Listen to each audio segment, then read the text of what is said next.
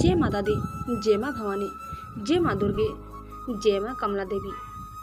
स्वागत है दोस्तों आप सभी का आपके अपने चैनल जी जायसवाल यूट्यूब स्टोरी में। दोस्तों आज हम जानेंगे 10वीं महाविद्या माँ कमला देवी की कथा, पूजा, व्रत के बारे में।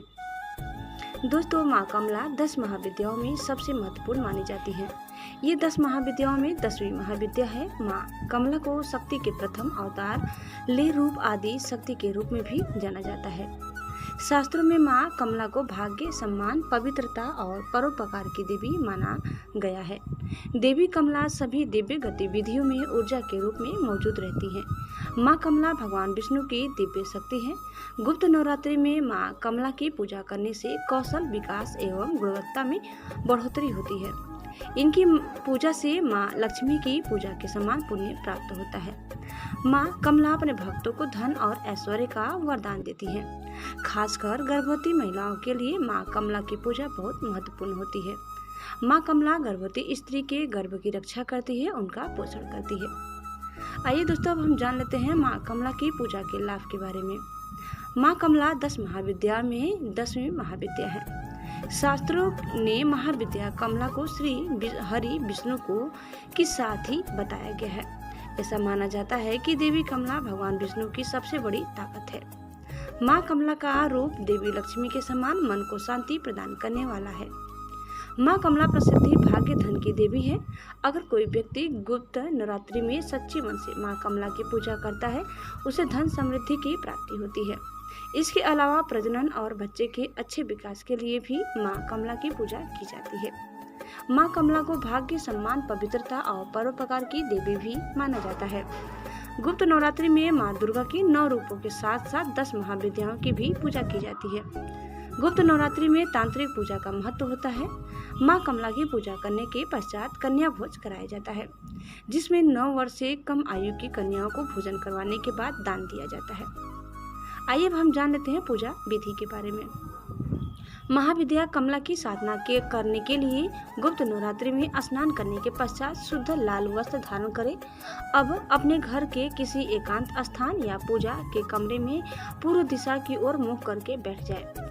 बैठने के लिए लाल ऊनी आसन का प्रयोग करें। अब अपने सामने एक लकड़ी की चौकी रखें और इसके ऊपर थोड़ा सा गंगा जल छिड़क कर इसे शुद्ध कर लें। अब लकड़ी की चौकी पर लाल रंग का कपड़ा बिछाएं। अब चौकी पर तांबे की प्लेट में एक कमल का फूल रखें। अब कमल के फूल के बीच में सिद्ध प्राण प्रतिष्ठा युक्त कमला यंत्र की स्थापना करें। अब कमला यंत्र के दाईं ओर भगवान शिव जी और अपने गुरु की फोटो की स्थापना करें। अब कमला यंत्र के समक्ष शुद्ध घी का दीपक प्रज्वलित करें और विधिवत यंत्र का पूजन करें और मंत्र का जाप करें। मंत्र का जाप करने के पश्चात कमला कवच का पाठ करें। माँ कमला की साधना 11 दिनों की साधना है। माँ कमला की साधना करते समय साधक को पूरी श्रद्धा और आस्था के साथ सभी नियमों का पालन करना चाहिए। रोजाना जाप करने से पहले ऊपर दी गई संक्षिप्त पूजन विधि अवश्य करें। साधक को माँ कमला साधना करने की जानकारी को हमेशा गोपनीय रखना चाहिए, नहीं तो यह साधना सफल नहीं होती है। 11 दिनों के पश्चात हवन करें। हवन के लिए कमल गट्टे, लाल पुष्प, शुद्ध घी व हवन सामग्री मिलाकर रखें। अब इन सभी चीजों से हवन कुंड में आहुति दें। हवन पूर्ण होने के पश्चात कमला यंत्र को 1 साल के लिए वही रहने दें जहां पर आपने साधना की है और बाकी बची हुई पूजा सामग्री को किसी बहती हुई नदी में प्रवाहित कर दे या किसी पीपल के पेड़ के नीचे दबा दे। ऐसा करने से आपकी कमला साधना पूरी हो जाएगी और आपके ऊपर माँ कमला देवी की कृपा हमेशा बनी रहेगी। माँ कमला की साधना करने से मनुष्य के जीवन में कभी धन, धान्य, भूमि, वाहन, लक्ष्मी आदि की कमी नहीं होती है और साथ ही धन से जुड़ी सभी समस्याएं समाप्त हो जाती है। गुप्त नवरात्रि में कमला साधना के साथ गुरु पूजा और गौ पूजा का भी बहुत ही ज्यादा महत्व होता है। आइए अब हम जानते हैं माँ कमला से जुड़ी विशेष बातों के बारे में। गुप्त नवरात्रि में माँ कमला का अभिषेक करने के पश्चात ही संपूर्ण पूजा करें।